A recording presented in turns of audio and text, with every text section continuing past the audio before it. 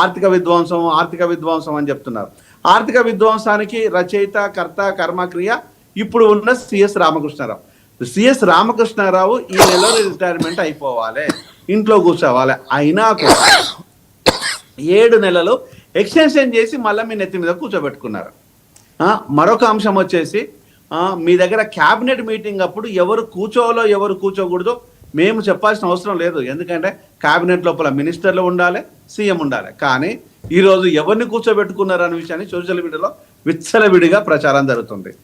ఇది కాళేశ్వరం విషయానికి వస్తే ఇక్కడ ఓన్లీ ఒక పొలిటికల్ పార్టీని, ఒక నాయకుని టార్గెట్ చేసిన విధంగానే ఉన్నది తప్పితే అక్కడ ఏదైతే జరిగిన ఫినాన్షియల్ క్రైమ్ని, ఏదైతే జరిగిన ఆర్థిక దోపిడిని పట్టుకొని శిక్షించాలా అనే ఆలోచన కాంగ్రెస్కు లేదనేది ఇట్స్ అ క్లియర్. ఒకవేళ కనుక మీకు అది ఉన్నట్టయితే ఫస్ట్ మీరు చేయాల్సిందంటే అక్కడ పనిచేసిన వాళ్ళకు ప్రమోషన్లు ఆపేయలేదు. దాంతోపాటు వచ్చేసి అక్కడ పనిచేసిన సిఎస్ మీద మీరు సెంట్రల్ గవర్నమెంట్కి ఒక డాక్యుమెంట్ సబ్మిషన్ చేయాలి ఐఏఎస్ మీద. అది మీరు చెయ్యలేదు. అక్కడ ఆర్థిక విధానాల మీద మీరు పర్యవేక్షణ చెయ్యాలి, అది చేయలేదు. అది ఏది చేయకపోనో అక్కడ పనిచేసిన వ్యక్తిని ఈరోజు సిఎస్గా మీ పక్కనే కూర్చోబెట్టుకొని ముచ్చట్లు పెడుతున్నారు. అంటే ఈరోజు దోపిడీ చేసిన వాటిని ప్రజల్లో ఏమనుకుంటున్నారు అంటే, కాంగ్రెస్ నాయకులు, కాంగ్రెస్ ప్రభుత్వము, సీఎం రేవంత్ రెడ్డికి అర్థం కావాల్సిందంటే ఈరోజు దోపిడీ చేసిన వాళ్ళ దగ్గర పంచుకోవాలి, బీఆర్ఎస్ను చంపేయాలి. అదేనా? అంటే ఈరోజు ప్రజల్లో ఇది చాలా క్లియర్ కనిపిస్తుంది. బీజేపీ కూడా అదే చెప్తున్నది, మిగతా రాజకీయ నాయకులు కూడా అదే మాట్లాడుతున్నారు. మరి మీ దగ్గర ఒకవేళ కనుక కాళేశ్వరం ప్రాజెక్ట్ లోపల దోపిడీ అనేది ఈరోజు కాళేశ్వరం ప్రాజెక్టుతో మొదలు కాలేదు, కాళేశ్వరం ప్రాజెక్టుతో ఎండుగా ప్రాజెక్ట్స్ అనగానే దోపిడీ. మీకు 2004లో ఒకసారి అక్కడి నుంచి కనుక పేపర్లు కనుక 2014 వరకు చూసినట్టయితే వాటర్ రిసోర్స్ మీద, వాటర్ ప్రాజెక్ట్స్ మీదనే కథనాలు, డిస్కషన్స్ అన్నీ ఉంటాయి. ఇది జలయజ్ఞం కాదు, ధనయజ్ఞం అనేది అప్పుడు మీ ప్రభుత్వమే కదా ఉన్నది. మరి అక్కడ నుంచి మొదలు పెడదామా? లేదు అనుకుంటే ఇంకా తెలుగుదేశం పార్టీ నుంచి మొదలు పెడదామా అని మిగతా పార్టీలు మాట్లాడితే మీ దగ్గర ఆన్సర్ ఉందా అంటే లేదు. అంటే ఈరోజు మనం మాట్లాడుతున్న అంశాలు ఏం మాట్లాడుతున్నామంటే దొంగలు దొంగలు దొంగలు. ఆ దొంగలు అనే ప్రచారంలోకి తీసుకెళ్తున్నాం తప్పితే పట్టుకునే సత్తా లేనప్పుడు ప్రచారం దేనికి అంటే ఇక్కడ ఓన్లీ పొలిటికల్గా గెయిన్ కావాలి. ఇంకొక గొప్ప విషయం మేము చెప్పాలా, రేవంత్ రెడ్డిది కాళేశ్వరంలో జరిగింది. కేసీఆర్ని అరెస్ట్ చేయి, హరీష్ని అరెస్ట్ చేయి, ఈటలను అరెస్ట్ చేయి, ఎవరైనా ఉంటే వాళ్ళందరిని అరెస్ట్ చేయి, అక్కడ పనిచేసిన ప్రతి ఒక్కరిని అరెస్ట్ చేయి. అది నీకు చేత కాకుండా, అది నువ్వు చెప్పకుండా ఏం చెప్తున్నావు? ఇక్కడ సిబిఐని ఏదో పెద్ద వింతలాగా సిబిఐని ప్రవేశపెడుతున్నావు. సరే, సిబిఐని ప్రవేశపెడుతున్నావు, ఇస్తున్నావు, చేస్తున్నావు. అది ఎక్కడ బీజేపీకి పోయింది. అంటే ఈ తతంగం అంతా దీన్ని ఏమంటారు? పొలిటికల్ స్ట్రాటజీ అంటారు రేవంత్. దీని మీద ఎంక్వైరీ అన్నారు. పొలిటికల్ స్ట్రాటజీ కూడా ప్రాపర్గా చేయాలి కదా. నీకు ఇచ్చే సలహాదారులనా కొంచెం బ్రెయిన్ ఉన్న వాళ్ళని పెట్టుకోవాలి కదా. పొలిటికల్ స్ట్రాటజీ అంటారు దీన్ని. అంటే బీజేపీకి ఇస్తే బీజేపీ రేపు ఎంక్వైరీ చేసి అరెస్టులు చేయకపోతే ఇది బీజేపీ బీఆర్ఎస్ తప్పిదం, ఒక్కటిగా ఉన్నారు, ఇద్దరు కొల్యూడైండ్ అంటారు. ఒకవేళ కనుక బీజేపీ అరెస్ట్ చేస్తే ఈరోజు ఆ అరెస్టులకు సంబంధం లేదు, ప్రజలకు ఈరోజు మేము ఎంక్వైరీ చేయమని చెప్పినాం, బీజేపీ అరెస్ట్ చేసిందని చెప్పుకుంటావు. అంతే తప్ప నువ్వు చేయవు. అంటే అన్నిట్లో సిట్లు చేసిన నువ్వు ఈరోజు ఒక ఏసీబీని, సిబిఐని ఈ ఒక్కదానికోసమే కొత్త జీవోని తీసుకొచ్చినావు. ఒక్కదానికోసం కొత్త జీవో ఏంది నాకు అర్థం కాదు. సిబిఐకి ఎంట్రన్స్ ఇవ్వు, అన్నింటి మీద జరగాలని చెప్పి తీసుకురా. ఈ ఒక్కదానికోసం స్పెషల్ జీవో పట్టుకురావడం ఇంతకంటే దుర్మార్గము, ఇంతకంటే శాతగానితనము, ఇంతకంటే అవినీతిని ఎస్టాబ్లిష్ చేసే విధానం ఇంతకంటే ఏముండాలి? ఒక కేసీఆర్ మీద కేసు కోసం మాత్రమే సిబిఐ వస్తుందా? ఈ ఒక్కదానికోసమే జీవో కావాలనా? మరి మిగతా వాటి కోసం ఏం కావాలి? తల వెంట్రుకలు అని చెప్పినావు. అన్నింటిని అప్పగించు, అన్నింటి మీద చెయ్యి. సిబిఐని ఎందుకు నువ్వు రిస్ట్రిక్ట్ చేస్తున్నావు? డోర్లు ఓపెన్ చేసి పెట్టు. రాము, ఒక్క నిమిషం తమ్ముడు, మీరందరూ మాట్లాడుతున్నాయని నేనే మాట్లాడుతున్నా. సో ఇక్కడ సిబిఐకి మీరు ఎంట్రన్స్ చేయదలుచుకుంటే మీకు చేత అవుతే ఆ పని చేయండి. అంటే ఈరోజు ఒకే దెబ్బకి టార్గెట్ చేసింది ఏంటంటే బీజేపీని ఇరుకున పెట్టాలి, బీఆర్ఎస్ను నేతలను అరెస్టులు చేయాలి. అవన్నీ జరిగితే తెలంగాణ ప్రజలు నీ ద్వారా జరిగితే హర్షించరు కాబట్టి అది కేసీఆర్ గారికి కానీ లేకపోతే బీఆర్ఎస్ కానీ పాలు లేకపోతే పాయసంతో కడుగుతున్నట్టు కాదు, ఏకంగా తేనెలోంచి ముంచినట్టే వాళ్ళు గెలుస్తారు ఇలాంటి పనులు చేస్తే. నిజంగానే కనుక నీ సిట్ ద్వారానే, నేను చెప్తున్నాను, నీ సిట్ ద్వారానే ఇందులో జరిగిన ద్రోహులు ఎవరైతే అని నువ్వు అనుకుంటున్నావో, ఎవరైతే ఇక్కడ ఫైనాన్షియల్ క్రైమ్ జరిగిందని నువ్వు అనుకుంటున్నావో అందరిని అరెస్ట్ చేసి టాప్ టు బాటం నీ చాతవుద్దా? ఇప్పటి వరకు అనేక ఆరోపణలు వచ్చిన ఐఏఎస్లను నీ చుట్టే పెట్టుకున్నావు, ఇంక్లూడింగ్ నవీన్ మిట్టల్, రజిత్ కుమార్తో సహా. రజిత్ కుమార్ 20 లక్షల మింగిండని చెప్పినాం కదా, అది నీకు తెలుసు కదా. మరి రజిత్ కుమార్ కు ఈ రోజు నువ్వేం ప్రయారిటీ ఇచ్చినావు?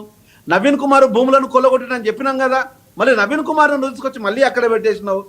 రామకృష్ణారావు ఫైనాన్షియల్ విధ్వంసం చేసినావు కదా, మళ్ళీ రామకృష్ణారావుని తీసుకొచ్చి నేను ఎత్తున పెట్టుకొని 7 నెలల ఎక్స్టెన్షన్ అడిగినావు, తీసుకున్నావు. మరి జరిగే ఎవరి మీద అంటే పొలిటికల్ పార్టీని చంపేయాలి, ప్రధానమైన రాజకీయ పార్టీని చంపేయాలి. చంపేస్తే ఇక్కడ ఉన్నది ఓన్లీ నేషనల్గా ఉండాలి 2 పార్టీలను, కాంగ్రెస్ బీజేపీ ఉండాలి. అది ఉండాలి అనుకున్నప్పుడు దీన్ని చంపడం ఎందుకు? యుద్ధం చేయాలి కానీ యుద్ధం కాదు. ఐఎమ్ వెరీ సారీ, చంపడం ఎందుకు, యుద్ధం చేయాలి కానీ. అంటే ఇక్కడ ఒక్కరిని మనం శిక్షించాలన్నా ఒక నిజాయితీ గల సామెత ఉంది కదా, ఓ నిజాయితీ గల కుక్కను పిచ్చి కుక్కను చంపాలని కూడా పిచ్చి కుక్కను చేయాలి అన్నట్టు.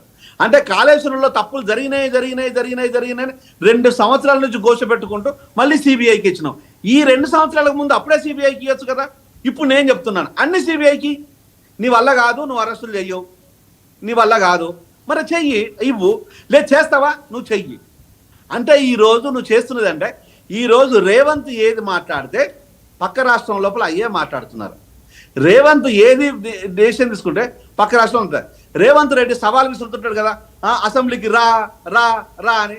నిన్న కాక మొన్న నాకు చాలా ఇబ్బందిగా చెప్పింది, పెద్దవారు చాలా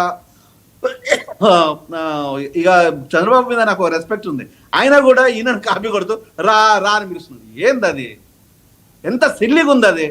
అంటే ఈరోజు మనం రాజకీయాలు చేస్తున్నామా, లేకపోతే ఏదైనా సినిమాలలో యాక్ట్ చేస్తున్నామా? అంటే ఈరోజు ఒక డ్రామాటిక్ స్టోరీని పండించడం కోసము పసలేని మాటలు పెట్టుకోవడం ఎందుకు? ఈరోజు ఆర్థిక విధానాల లోపల ఒక రెవల్యూషన్ పట్టుకురావాలి అనుకుంటే పివి నరసింహారావు గారిని మీ పార్టీలో ఉన్న అపర భగీరథుడు అని చెప్పుకున్న పివి నరసింహారావు గారిని మేము కూడా గౌరవిస్తాం. ఆయన విధానాలు ఏమున్నాయి అనే విషయాన్ని ఒకసారి చదవండి. మన్మోహన్ సింగ్ గారు ఉన్నారు. ఈరోజు భారతదేశము ఆర్థికంగా స్థిరంగా ఉంది అంటే ఆ మహానుభావులు ఇద్దరే, అలా డౌట్ ఏమి లేదు. మరి వాళ్ళ ఆలోచన విధానం ఆర్థిక విధానం లోపల ఎలా ఉంది దాన్ని అనుసరించండి. ఈరోజు క్రైమ్ను కట్టడి చేయాలి అంటే, ఎవరినైనా పట్టుకోవాలంటే అప్పటి ఏది మన డిఎంకేలో ముఖ్యమంత్రిగా కరుణానిధి గారు ఉన్నారు, యూపీఏ గవర్నమెంట్ కాంగ్రెస్ ఉంది, అప్పుడు ప్రధానమంత్రిగా మన్మోహన్ సింగ్ గారు ఉన్నారు. ఎలాంటి మొహమాటం లేకుండా with in the fraction of minutes లోపల ఆమెను అరెస్ట్ చేసిండ్రు, జైల్లో పెట్టేసిండ్రు. దాన్ని ఎవరైనా ప్రజలు శంకించినలా? కాంగ్రెస్ అరెస్ట్ చేసింది, క్లీన్ చిట్ ఇచ్చింది, కానీ ఆ పనన్న మీరు చేయలేకపోతే ఏదో ఇంతకుముందు రాము ఒక మంచి మాట చెప్పాడు, కొండంత అవి ఎలకను కూడా పట్టలేదంటే ఇక మరి ఇంతకంటే పెద్ద మాట ఏమన్నా చెప్పు. మాకు చాత కాదని చెప్పుకోవడం కోసం సిబిఐకి ఇస్తారంటే ఇవన్నీ సిబిఐకి పోయే కేసులే కదా. ఇప్పుడు మీ దగ్గర ఉన్నాయన్నీ మీరు చెయ్యరు, మీ వల్ల అరెస్టులు కావు. నేను ఇంకొక మాట మీకు చాలా క్లియర్ చెప్తున్నాను, మీరు ఈ సమూహాన్నే ఎదుర్కొనే శక్తి లేకపోతే, నేను ఈరోజు చెప్తున్నాను కదా, కేసీఆర్ గారిని ఏం ఎదుర్కొంటారు? రేపు గనక ఒకవేళ గనక కర్మకాలి లేకపోతే తెలంగాణ ప్రజలను ఉద్ధరించడం కోసం కవిత కనుక ఈరోజు పార్టీ అనౌన్స్ చేస్తే మీ దగ్గర ఆన్సర్లు ఉంటాయా? ఏముండదు. 100% మళ్ళీ మీరంతా ఏం చెప్పాలి? గవే లిక్కర్ స్కామ్ గురించి మాట్లాడాలి, కాళేశ్వరం స్కామ్ గురించి మాట్లాడాలి. ఈ 2 మాట్లాడకుండా ఈరోజు స్కామ్లు అనేటివి భారతదేశం లోపల బోఫోర్స్ నుంచి మొదలైంది. అంటే మహనీయులు రాజీవ్ గాంధీ గారి నుంచి, అంతకంటే ముందు ఇందిరాగాంధీ గారి దగ్గర నుంచి మొదలైంది, కానీ అది మన ఎవరి ఎక్స్పోజర్ జరగదు. బోఫోర్ స్కామ్స్ మొదలైతే ఈ వరకు స్కాములు మాత్రమే ఉన్నాయి భారతదేశ రాజకీయాలలో.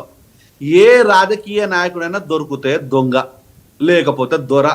వీళ్ళ ఆస్తులన్నీ ఏదో వీళ్ళు కష్టపడి చెమటోరు సంపాదించినట్టు బిల్డప్. ఇది ప్రజలకు తెలియదా?